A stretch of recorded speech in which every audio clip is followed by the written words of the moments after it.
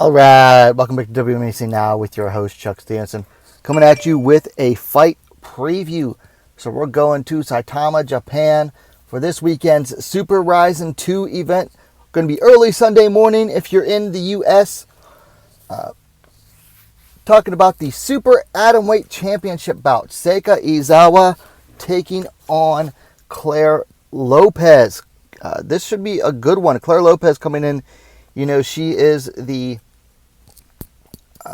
Combate Global representative, and I'll tell you what, I will give Combate some props for this because they have been talking about this fight non-stop, and they don't always do that.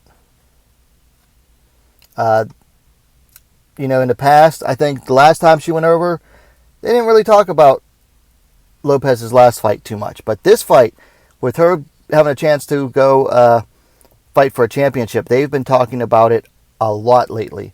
So I will give Combate Global props for that. Of course, Izawa, the champ, coming in undefeated, putting that, her O on the line against a foreign challenger.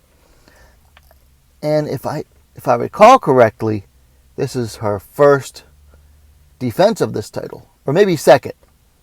I think it's the second because I believe the title was on the line at the last Grand Prix back in January when she rematched Shiyu Park. This is a good one. Looking forward to it.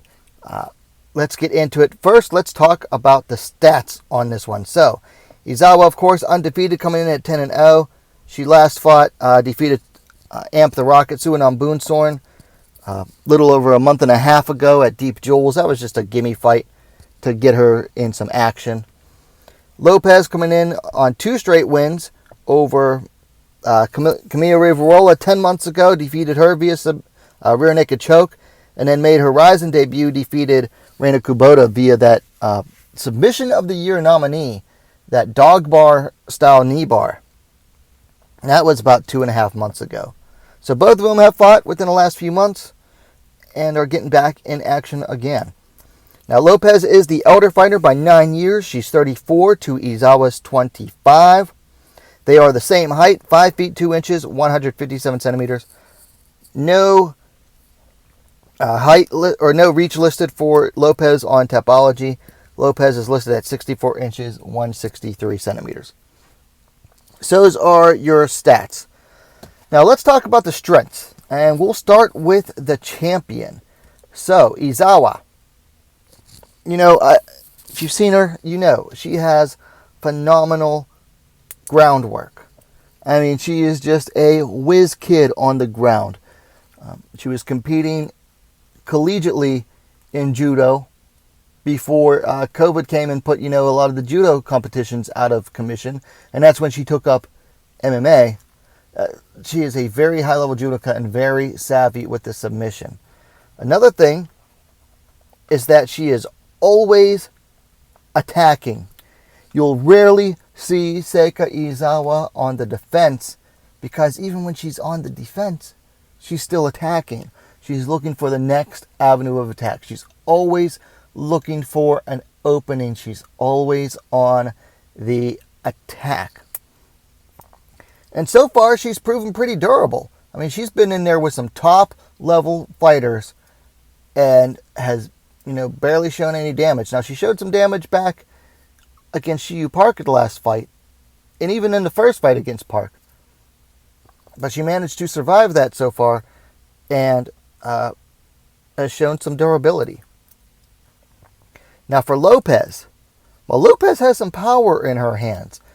She floored Camila Rivarola with one punch, one big uppercut.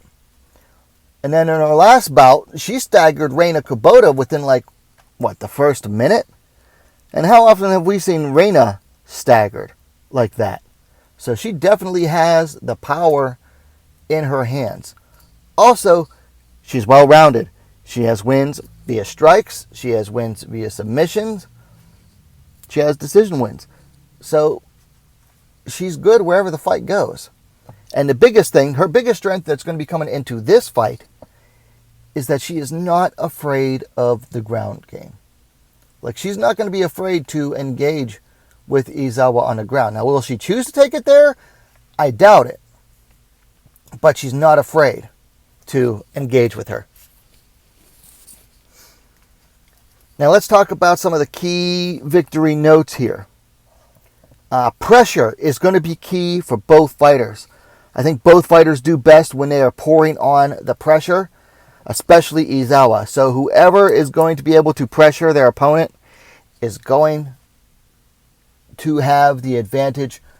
Implementing the pressure is going to be huge in this fight. Izawa, the ground specialist. Listen, she needs to get this fight to the ground. She's not going to be able to do well against Lopez on the feet. And I'm sure she knows this. You know, she didn't do well against Park on the feet. She was constantly just trying for the takedowns. So if you can't get it to the ground, then you got to be crowding and just constantly hunting for those takedowns and putting on that, like I said, keep that pressure. She doesn't want to stand and trade with Lopez on the feet. That'll be a big mistake. On the other hand, you know, I mentioned that Lopez isn't afraid of the ground game. And while she might not be, she'd do her best to avoid it, except on her terms. Like, if you can avoid getting taken down, good. But if you can end up on top, that'd be fine too. Now, Izawa's still dangerous off her back, but at least if Lopez is on top, then she's the one, you know, who can work for things and go for that ground and pound as well. Now let's talk cardio. Some people are talking about, you know, Lopez having some cardio issues in her last fight. So for Izawa, if she can't finish it early, then go ahead and drag it out. Drag it out, try to tire Claire Lopez out. Now, she's also not going to be able to implement, you know, like body strikes the way Reina did, but she might still be able to tire Lopez out. Now, for Lopez, test Izawa's chin. It looked like Park had knocked her out on the ground, at least temporarily, in that last fight. And that's certainly how it appeared to be. Don't be afraid to test Izawa's chin, because she might be durable, but she's not immune to taking damage. Also, one final X factor here.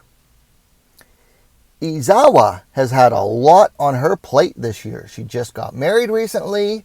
Her and her husband opened their own gym, I believe. That's a lot of stress to be putting on before a major title fight. So that could play a factor. Okay, so it's time for my pick. I'm going to go for the underdog. I'm going Claire Lopez. And I think a lot of people are underestimating her due to lack of familiarity. But I've been watching Lopez for several years. She has all the tools to win this game. It's a matter of implementing them.